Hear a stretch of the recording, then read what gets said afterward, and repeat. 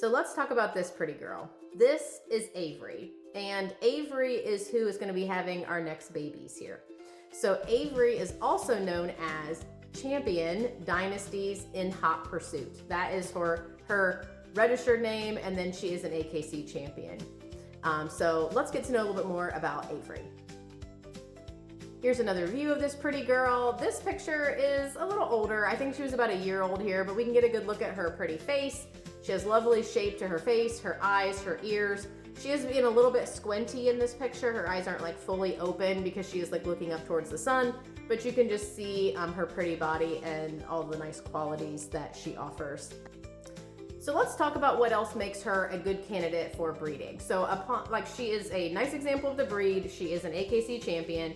She's also DNA tested and OFA certified for her patella. So let's talk about what that stuff means a little bit here. So the lab that I've used most recently is Embark. So when I log in, this is what I see. I uploaded this picture of her, just some information about her. This was just when the kit was activated. And then you'll see this COI. The COI means coefficient of inbreeding, and that is a 12%. I can do a separate video on that, but basically you want this number to be lower.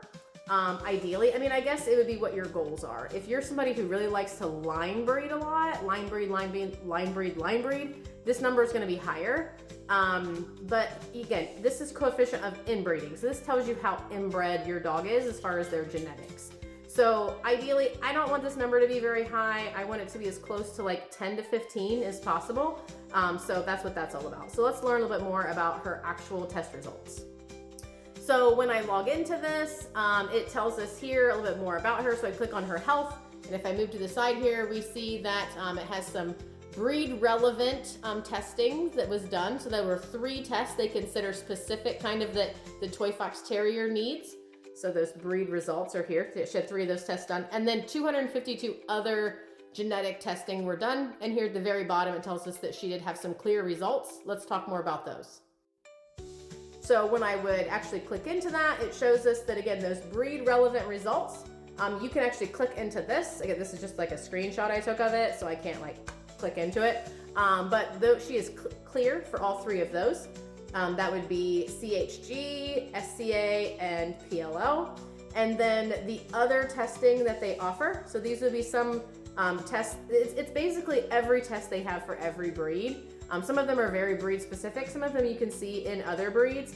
We have seen, or we worry about some DM in across the board in any breed. That would be under these other results. Another thing that some people have relayed to me that they have seen, not necessarily affected dogs, but some dogs that have been carriers are PRA. So again, that would be under the clear. So she is, or under the other, and she is clear for all of those as well. So, I mean, if a dog is a carrier for a condition, not necessarily the worst thing in the world, as long as you make sure that you understand how that condition passes to the next generation.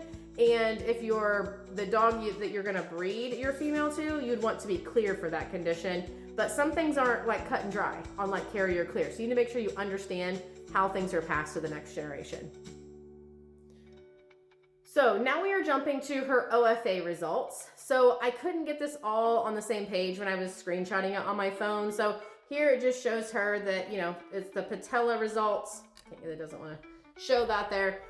When that was done, and then when that was reported. And let me show you when I like moved over so you can see the rest of the screen.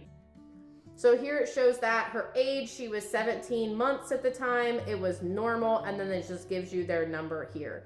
So patellas can be done at 12 months.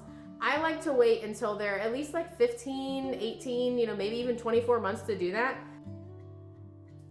So just to wrap this all up, I just want to show you a little bit about my process in trying to raise and have the next generations of my breeding program and better the future of our breed, which is the Toy Fox Terrier. So if you are somebody who's looking to, you know, become a breeder, or you are a breeder and you want to do better at what you're doing, you know, find out the conditions that are known to be found in your breed. Make sure that you are doing whatever testing you can.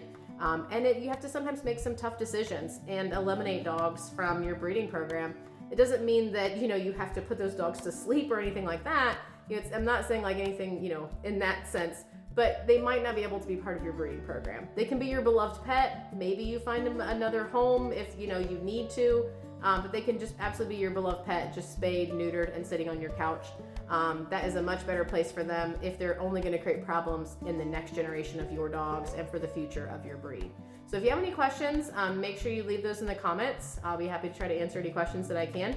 Hopefully you enjoyed this, and if you have any other things you'd like me to talk about when it comes to the whole raising of dogs, breeding, raising, showing process, make sure you add this to the comments as well.